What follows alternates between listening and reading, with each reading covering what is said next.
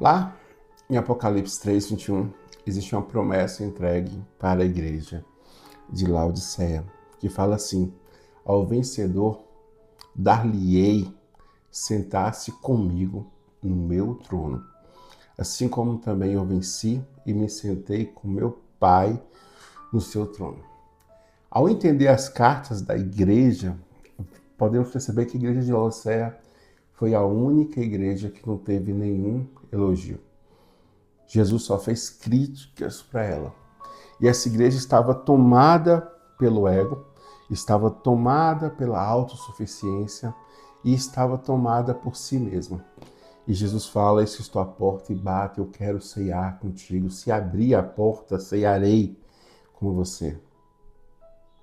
E quando a gente para pensar, mesmo essa igreja morta, autossuficiente e cega para a sua condição real, porque o próprio Jesus fala que é cego, pobre e nu.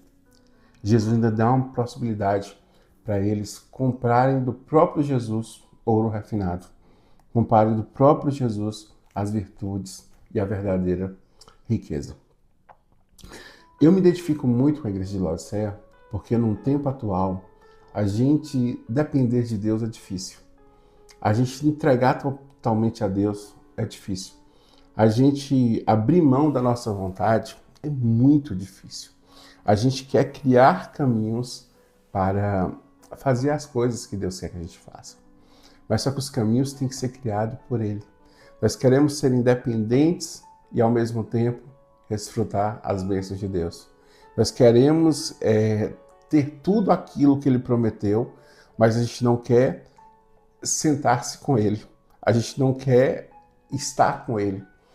E Jesus chega para nós em todo o tempo e fala: eu quero te corrigir, mas eu não vou te corrigir com dureza.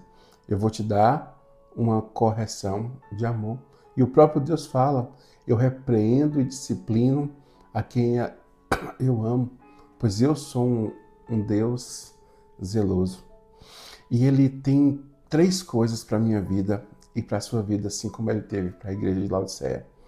Laodiceia, ela estava perdida, pobre espiritualmente, cega espiritualmente e nua espiritualmente. Pois Jesus fala: você é cego, pobre e nu.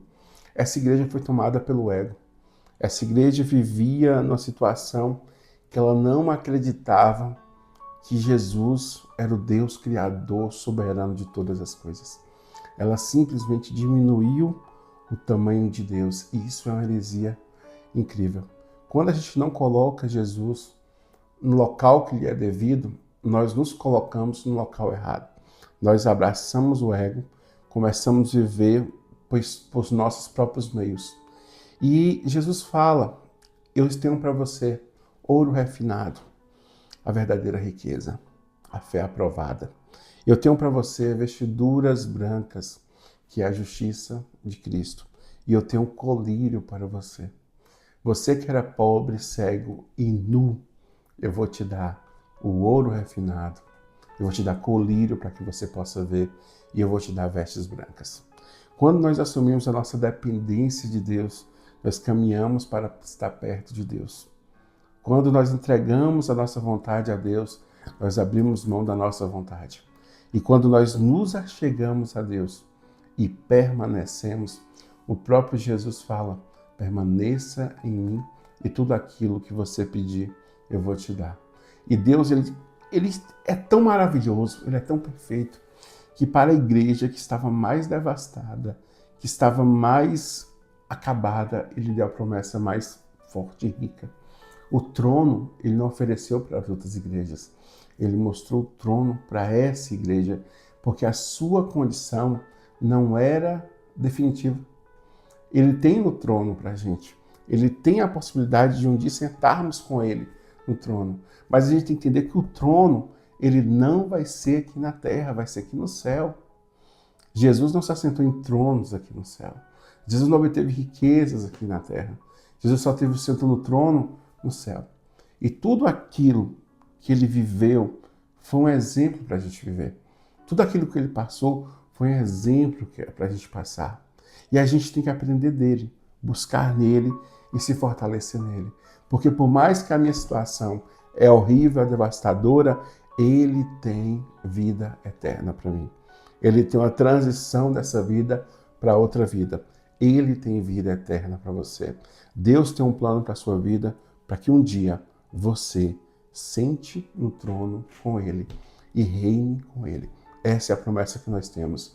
Mas para eu chegar nesse trono, eu tenho que abrir mão do meu eu, do meu ego, das minhas limitações, e entender que eu sou pobre, cego e nu, e buscar dele ouro refinado, e buscar dele vestiduras brancas, e buscar dele colírio. Porque ele repreende e discipula, não é por ódio, é por amor. Jesus Cristo, ele é a expressão do amor de Deus. Ele é o amor de Deus encarnado. E ele tem vida para a gente. Viva todos os dias sabendo que existe uma promessa tão grande para a sua vida, que você não consegue nem conceber.